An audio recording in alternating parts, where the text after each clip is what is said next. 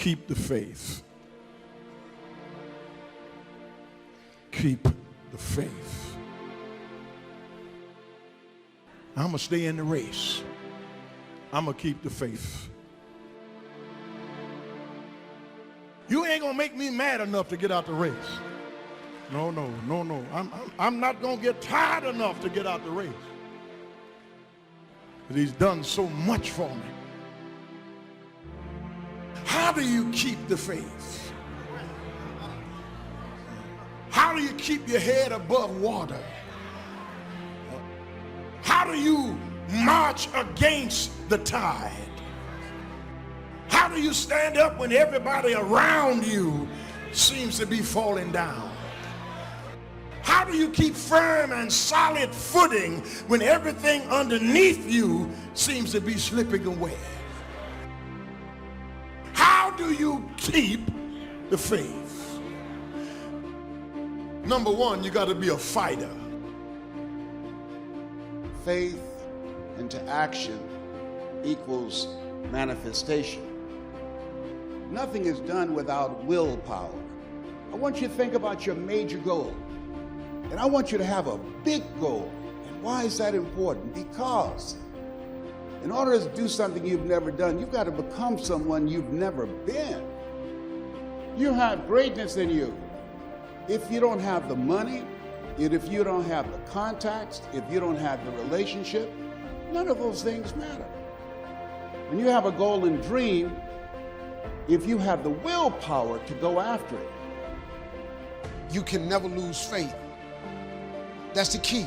You have to believe in something that you can't see. You have to believe when you don't see no way how. Faith is the belief in things that you cannot see. You have to buckle down and keep believing. If God told you you were going to be rich in August of 2021, do you know how crazy you would talk to people from now until then? Because you know on August 21, I'm going to be rich. But he don't tell you when the package is going to arrive. So here's the deal.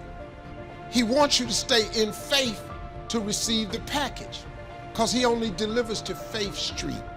If you step off over here to I Don't See How Boulevard, he don't ship there. He does not ship there. He only sends the boxes to Faith Street. And once you believe you deserve something, then you've at least opened the door to walk into the room of success. But prior to believing you deserve it, you can do all the work, all the calls, all the mechanics that the other people do, but if you don't believe you deserve it, you're never going to even walk into the room and sit at the table to have a chance to get your piece. The chair at the table, the space at the table is only reserved for those who believe they deserve to be sitting there. Hard work matters. Why does hard work matter? Well, hard work matters strategic because if you make more phone calls, you do the old adage, right? Show up earlier than everybody else, leave later. But there's something more deep about that. Yes, making more phone calls, seeing more people, being more active, being busier, putting in more hours into something always gives you a strategic chance. But something powerful happens when you do things other people aren't willing to do. You begin to believe you deserve to have things other people won't have. And that's what gets you a seat at the table of success. Wisdom uninvested in labor is wasted. Even the highest of attitude, which is faith. Faith uninvested is wasted, produces nothing. The name of the game is to put faith and philosophy into activity so that it starts making progress, turning nothing into something. How do you do that? Here's how you start. There's 3 steps to it. Number 1, imagination. Now, imagination is not tangible, but it is almost real. Almost real. It's not real, but it's almost real. But it's hard to say that imagination is nothing. Imagination is not tangible yet, but it is the beginning of turning nothing into something. And so, as a result of developing the faith, I expand my vision of doing things beyond my comfort zone. So expand your vision. There are more millionaires have been created last year than any other time in history. It's easier now to create wealth than ever before in our economy. And so having a service-driven life, looking at the things that you want to do, and having collaborative, achievement-driven, supportive relationships, learning every day that you have breath, You have an opportunity to serve. You have an opportunity to make a difference. A man without a dream or vision shall perish. It's what God puts in your imagination for you to have. Everything God wants you to have, he puts it in your imagination. Albert Einstein said imagination is everything. It's the preview to life's coming attractions. It all happens at an appointed time, but you have to stay in faith for the appointed time to happen for you. I've been wanting to be on TV since I was 10 years old. You know how old I was before I got on TV? 38. 38, 28 years after I wrote it on the paper. I want to be on TV. It took me 28 years to get on TV, but it happened at an appointed time. I just never gave up the faith. I kept going because I didn't know how to quit. Because I know if I quit, it cannot happen. But if you stay with it, you have no idea what can happen for you. What causes that switch to flip?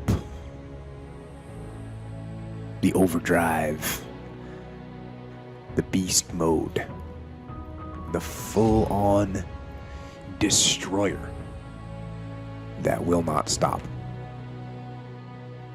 You gotta go, man. You just have to go. Never wait on the right time, because the right time ain't ever coming. Beast mode, it's a lifestyle that becomes your nature. We all know these people who spend the whole year doing nothing, sitting still. And then all of a sudden, for 3 weeks out of the year, they suddenly spring into action and things start moving, results start coming in. And right when you think you might be looking at a different person, they go right back to where they were 3 weeks before and stay there for another year. These are the New Year resolution beachbody people. These are the people who want to lose the weight. They talk about losing the weight, buy the gear to lose the weight, get a membership, get into position to lose the weight, but quit because training is at 5:30 in the morning. Everybody wants to be a millionaire. Everybody wants to be the top of the top until it's time to do what Phenomenal does. I'm not scared that some kid's gonna take my spot. If he does, he's gonna have to do it with sweat. He's gonna have to do it with tears. He's gonna have to do it with blood. He is going to have to get up at 2:30 in the morning. If he can get up every day at 2:30, he deserves to take my spot. Some people are taking your spot and they shouldn't take it, but because you're average, it's easy to take your spot. It's easy. It's easy to take that client before you get to him. It's easy. It's easy to beat you. Why? You average. But let me tell you something. Everybody wants to be a beast until it's time to do what beasts do. Right now is a time of year where you can really separate yourself. You can separate yourself from other people, your competition, but you can also separate yourself from where you are, from the standards you set. You can separate yourself from your current position to a new position in your relationships, your money, your body, your business. If somebody's ahead of you, it's difficult to catch them when they're at full speed. It just is. It's difficult. They're in front of you, they're running full speed, and you're chasing them down. It's difficult to catch at those times. But where you do catch people is during what I call separation seasons. And these are the seasons where some people begin to flinch, they get weak, they take time off, they relax, they get casual about their routine. Maybe they're not as sure about their standards as they once were. And when they do that, they flinch, bam, you blow their doors off because you keep pushing and separate yourself during that time. This isn't just about competing against other people. It's separating yourself from where you currently are, which is what all of you want to do. It's called growing. You see, beast mode is about the hunt. And if you don't get that, if you don't understand that, then you'll think that you can just turn it on whenever you want. I've got to pass this class. Time to get into beast mode. I've got to get this promotion. Time to get into beast mode. That's not how it works. It's about the hunt. The hunt is what terrifies people. People don't even understand the hunt because it's primal. It's do or die. It's all or nothing. The hunt. Hunting is about practice. It's the practice of patience. It's the refinement of process.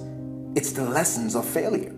It requires time. It builds experience. It demands resilience, endurance, and collaboration. So when the win happens, it happens fast and frequently.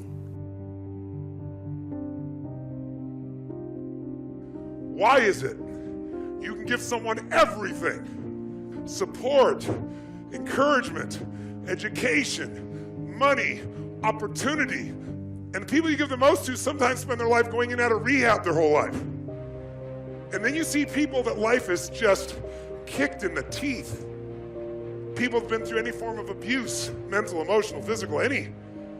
People that had no opportunity, who somehow developed the one factor that will separate you from all those people that talk a good game and make you one of the few who do. It's called hunger. See, if you look at Sir Richard Branson, he's a good friend of mine, Richard, this guy's as hungry today as when he was 16 years old, starting Virgin in a crypt there in England. In his late 60s, he's got the same drive. The most important conversation is the one you have with yourself. You wake up with it, you walk around with it, you go to bed with it. Eventually, you act on it. Sometimes you act on it good, sometimes bad. You gotta change the internal dialogue. Until you change the internal dialogue in your head, until you callous over the victim's mentality that the world is out to get you because of you are the only, you gotta change that shit, man. And if you keep that mentality, you're gonna stay in the same exact spot that you're in. You're not gonna drop 42 pounds in one season. That's gonna take some endurance. You're not going to become your best self all by yourself. That's going to take some collaboration. So stop trying to be a beast for a week and realize that it's about a lifestyle. You live it day in and day out. And when you practice that long enough, it becomes your nature. In life, we really will never exceed what we believe we're worth. We just never will. And so if you can begin to do things you think other people aren't willing to do, or maybe do things the former you weren't willing to do, you begin to believe that the new you deserves things other people won't get, and the new you deserves to get things the former you didn't get either. And so this is why this season is so critical. And I've stacked up maybe 30 straight separation seasons. There's other ones. There's summertime, right? There's times like that. But right now is the big one. You all know what I'm talking about, right? Everyone gets kind of casual. Everyone slows down. And one day turns into 3 days, turns into 4 days. You know, Christmas is a holiday. It's not a holiday. New Year's Eve is a holiday, not a holiday or a holiday week. But people keep taking these holiday weeks and holiday months this time of year. And it's when you get them. It's when you get the former you. It's when this new version of you emerges. And so take advantage of this season. It's the greatest of all seasons. And I can tell you, it's one of the reasons why, if I do have some good things going on in my life, is I separated during this time. I separated from the old me, and I separated from my competition. It takes both emotion and logic for you to reach your maximum potential, to really give everything you have and go beyond your limits. So when it doesn't make sense, logical sense to go on, that's when you got to use your emotion. That's when you got to use that anger, that frustration, that fear to push yourself harder, to push yourself to say, I don't stop. So you fight the weak emotions with the power of logic, and you fight the weakness of logic with the power of emotions. And in the balance of those two, that's where you find the strength and the tenacity and the guts to say to yourself, I don't stop. It's a dogfight of skills and talents and luck and faith and circumstance and blessing and all that stuff. But just to get to the table, to get into the room, you have to believe you deserve to be there. The hard work part plays into shifting your identity. That over time, not even that long a period of time, when you're doing the things others are unwilling to do, you begin quietly to begin to believe that, oh, I deserve to be rewarded in ways these other people aren't going to be rewarded because I'm doing the things others won't do. And so the fastest way to change your identity, to change our belief, is just to flat get to work, to flat get there earlier, to flat leave later, to just make more calls, see more people, be more relentless, just pour ourselves into the work, because actually the hard work can in reverse impact our identity. And that's the key in changing your belief. So ask yourself this question honestly, in whatever business you're in, have you done everything physically and mentally possible to get yourself to that table? If you've done everything you're capable of doing, if you've been relentless and ferocious and invested so much time, effort, and energy that inside you, you know you deserve to win. Or if you held something in reserve, if you've not really given it your best, if you kind of hoped you'd get a little bit lucky, or Well, it's that little bit of reserve you hold back that will ultimately keep you from sitting at the table of success. How do we start to strengthen our belief in that what we imagine is possible to turn it into reality? And there's 2 or 3 ways. One is to believe your own testimony. If you've done it before, why couldn't you do it again? If you've done it once, couldn't you do it the second time? Why not believe in your own testimonial? I was rich by age 31 and broke by age 33. You know, I lost the money, but I didn't lose the skills. And that's what's important about personal development. You can lose the money, but not the skills, so who cares about the money? Unless it's getting late, right? And you're like 90, and you know, it's a little difficult to go back to the streets, but hey, once you've got the skills, you own the skills. So we start with imagination, which is almost real. I mean, it's not real yet, it's not tangible yet, but it's almost real. Now we move to faith to believe that what we imagine is possible. So we study our own testimony. If we've done it before, we can do it again. Here's what else we study. Other testimonials of somebody who did it. Somebody that built a hotel said, yes, I started with some plans and finally believed it was possible, and here it is. You say, well, if it's possible for one, it's possible for another. In fact, sometimes when we hear the testimonial, here's how they finish. If I can do it, you can do it. See, that's a classic testimonial that gives us now what we call faith. Faith is generated by what we hear, the vocabulary of what we hear, the vocabulary of what we read. That generates faith, to believe that it's possible. Now, faith is not reality. You can't say faith is nothing because it affects. It's like radiation. To us, it's nothing because it can't be seen. But radiation is so powerful it can kill you. Right? You can't see it, but it has an incredible effect. And that's true of faith. Faith can't be seen, but it has an incredible effect on your attitude, on your behavior, on your disciplines, on your work for the day, and all the rest. So faith is tangible in that sense, that it affects the emotions, it affects the drive. It's called the unseen magic. But now here's what we do with faith and imagination. We deposit it in disciplines and activity. Imagination without the activity to translate it into reality serves no purpose. But wisdom and faith deposited in activity creates reality. The reality of a career, the reality of a hotel that wasn't there. You must understand that life has a way of taking you through perilous times, transitions and traumas, adversities, crisis, good days and bad days. I don't care how clean you live and how righteous you are, you're going to have trouble sometime. Life has a way of being its own schoolmaster. And over a period of years, without any college classes, courses, books, or tapes, life will teach you something. You soon learn that life has its own pattern and it has its own rhythm. If you are a connoisseur of life, you observe all things. You learn from all people. You learn from all life's events. And after a while, you start drawing conclusions. When you start drawing conclusions, you draw them not for the benefit of judging other people, but you draw conclusions in the hopes that you might begin to understand what life is all about. Because after you lived a long time, you wise up a little bit. Just by virtue of staying here on the planet, of surviving good days and bad days, of seeing the sequence of life. The world is not like the movies. The movies aren't real. They don't exist.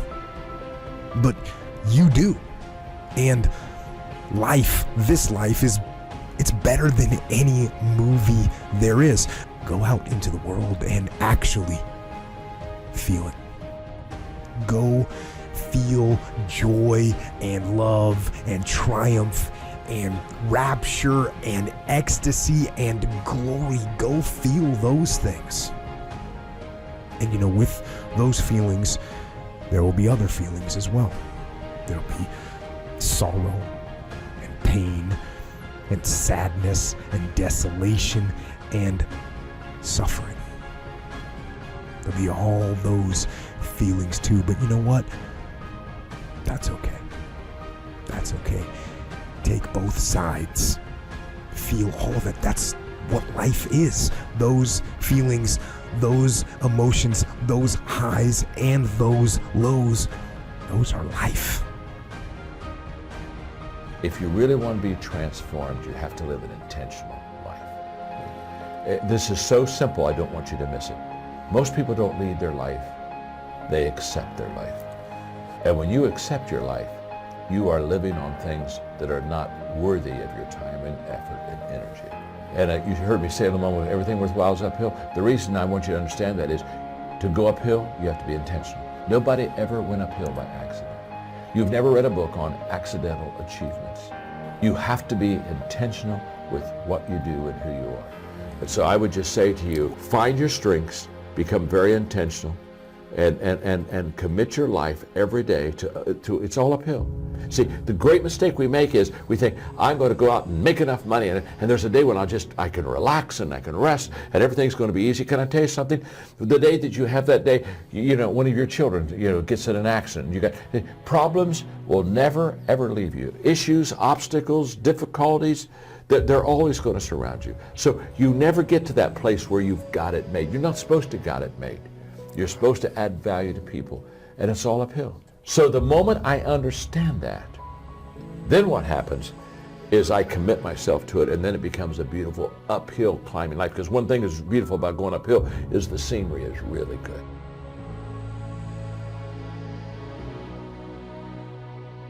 See, if you wake up every day and you say you're not a morning person, you're doing a serious disservice to yourself. Because your attitude determines your altitude. A lot of your mornings start off bad because you've taken claim that you're not a morning person. Why would you not be a morning person when the whole goal is to wake up every morning? You gotta be in the life-changing business. People have got to look at you like a light. Something should be in you that shows other people that there's hope. You don't know this about yourself, but you're gonna be that person one day. And you gotta start preparing for what you wanna be. At least let God know you're glad you're alive. If you don't let nobody else, you don't know it, but you're gonna be a light one day. And people gonna look to you for that light. I believe in winning the battle against yourself, because there's a lot of things you can control. When you wake up, I talk about making your bed. Make your bed, make sure your house is clean, make sure you get your breakfast, make sure you shower, shave, whatever you're doing, control that. Don't hit the snooze button. All these things are very important. That's been told a lot of times. Why don't you hit the snooze button? Because you wake up already failing. You're already behind the power curve. So what happens when you hit the snooze button? You may not make your bed. You may not pick the right clothes out in the morning time. So that's the mindset that I think it's important to bring with you every day you go, everywhere you go in life. Time is the inexplicable raw material of everything. With it, all is possible. Without it, nothing.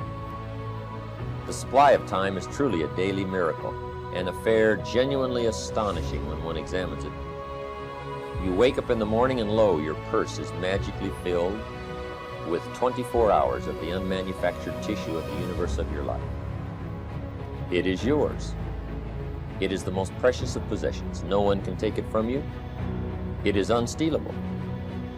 And no one receives either more or less than you receive. In the realm of time, there is no aristocracy of wealth and no aristocracy of intellect. Genius is never rewarded by even an extra hour a day. And there is no punishment. Waste your infinitely previous commodity as much as you will, and the supply will never be withheld from you. You cannot waste tomorrow. It is kept for you. You cannot waste the next hour. It is kept for you.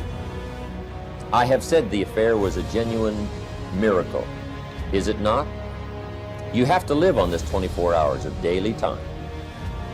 Out of it, you have to spend health, pleasure, money, content, respect, and the evolution of your immortal soul. Its right use, its most effective use, is a matter of the highest urgency and of the most thrilling actuality. All depends on that. Your happiness, the elusive prize that you are all clutching for, my friends, depends on that. How do you have time for anything? How do you have time to dink around on Facebook? How do you have time to watch hours and hours of TV? How do you have time to do anything? It's simply because that's where you put the priority. So don't tell yourself you don't have time. Just say it's not important. And maybe it isn't, and that's okay. But if it is, make the time to get it done. If you do what is easy, your life will be hard. Complain, point at your circumstances, give up your power, blame the government. If you do what is easy, your life will be hard. But if you do what is hard, your life will be easy. It's hard to make a radical change in your behavior. It's hard to take ownership. It's hard to swallow the bitter pill that wherever you find yourself, at some point in time, you made an appointment to be there. That's hard. Remember how you had a job interview for a job? We've had several of them in our lives. What did you do the night before that job, weeks before the job interview, when you knew you had it? You prepared you had a bowl out for your oatmeal, your cereal, whatever you had in the morning time. Your coffee cup was out. Your clothes were laid out. You studied, you rehearsed, you were ready. You brought your best self. You were going to war with yourself because you wanted that interviewer to see your best self. You won. You got the job. After a few months in that job, you look around, I got the job. You start to back off. The clothes aren't out. You hit the snooze button. You don't get up on time anymore. You realize that you can still have this job and not be your best self. The interview you is gone. You have your job, but the interview you is gone.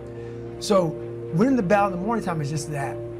It's that you wake up in the morning time and you own all this stuff, because once you leave your house, the world then gets at you. And that's why I believe in not getting up in the morning time and checking your phone immediately. Everybody does that. They get up, the first thing they do is grab their phone, look at the phone. Maybe bad news on there. So how's your day start off? I don't go to the gym. You're caught up now on that phone. That's how your day starts. You lost control. So once you win that battle in the morning time, then once you go out, now you've won. You go outside your house, you may lose your job, you may have a bad hit, but you won something. So you're going into battle having already won something. Having already won. So then, if you hit the snooze button, you go out, you just defeated already. You're behind the power curve. Now you've won something. You feel better about yourself. So now you're able to take these hits along the way. Well, we all know sleep is really good for you.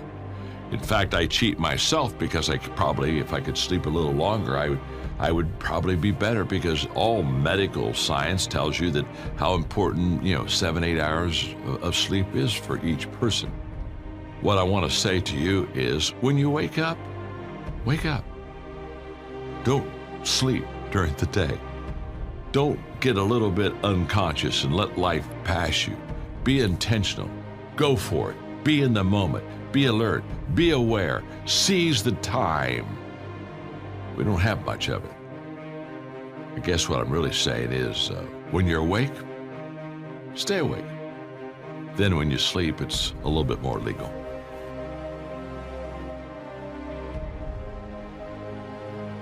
If one cannot arrange that an income of 24 hours shall exactly cover all proper items of expenditure, one does muddle one's whole life indefinitely. We shall never have any more time. We have, and we have always had, all the time there is. It's not that difficult to get something started, and you run it for a while, and after a while it starts running you. That's part of the challenge. I told my staff one day, giving birth to a tiger is one thing, learning how to ride it is something else, right? Sometimes you start it and then it turns around and starts giving you all kinds of trouble. If you're working already 8-10 hours a day, that's about it. You just can't work much more than that. Bursts at a time, you can work 12, 14, 16, right? I'm sure we've all learned to do that, put in the extra time. But after a while, you pretty well have to put your life in balance, or your health is in jeopardy, and your heart's in jeopardy, your blood pressure's in jeopardy, a lot of things, if you don't stay in balance. So you don't have to put any more hours, probably. All you have to do is just make better use of the hours. A cliche we've all heard. It's not the hours you put in, It's what you put in the hours that counts. Survival is necessary, but survival isn't living. The real problem with life is that at some point, you've got to start living it. Participation is required. This thing is not a spectator sport. You have got to get in the game and sweat it out. Yes, you'll get banged up. You'll get tossed around. You'll take some losses, but you'll also pick up some important wins. Wins that go a long way to developing who you are and your contribution to this world. I'm saying you've got to live as though it's an easy thing to do. As though there was some switch in your bedroom you can flip to get your real life started. Oh no. Life is easy. It is. Life is easy. It happens spontaneously. It happens all around you all the time. Living is hard. How many rules must you imprison yourself with before you get it? Before you see that the rules you will write to protect yourself from the mistakes you made, to protect yourself from where you came from and what happened to you, can become your prison if you're not careful. And I believe that that's what happens to most people. They go through life making tiny edits to living. Little footnotes that read, "She said my teeth were crooked, so I won't smile with my whole face anymore. Because I got hurt last time, I won't trust again. I was so disappointed last time I tried, I won't let myself want again." You see what I'm getting at? These rules start early, and sometimes they're forced on you. So I know living is hard. Being stuck in anger, that's a rule for how you should respond to a particular situation. Being ravaged by anxiety, that's a rule for how you should react to uncertainty. Indecisiveness, procrastination, these are rules for how you should react to opportunity. Rules, rules, rules, they're everywhere. Damn the rules and ask yourself, am I living? So make your own comic book. Make your life your own movie. Actually make it better than a movie. Not better because it's more adventurous or more romantic or more melodramatic. Make it better because it's real. So go out there, move toward the light, and live. It's real, so it is better. And you know what? Real comes with some downsides. Real comes with some darkness. But that's okay. It's okay because when you know the darkness, the light becomes even brighter.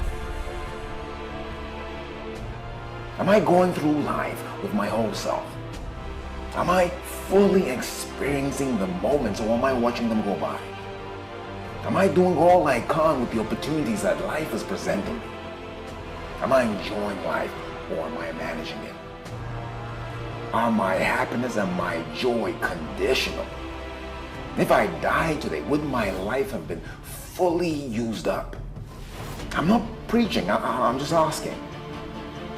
Living isn't just about the adventurous and the exciting things you do, the things you post on Instagram. Living is about the hard places. It's also about the dark places. Living is about where it hurts, going to those places. It's about processing pain, changing attitudes. It's about lifting those blocks, obstructing your path to the experience called living. If you feel this, if your heart is starting to race, if your mind is starting to churn, that's you. That's you saying, yes, I want to live again. I want to start living again. Don't tell me about change. I know about change. I want to know specifically, what are you going to do? Who are you going to forgive? What are you going to let go of? When do you admit that you have a problem? When do you conclude that maybe it's you?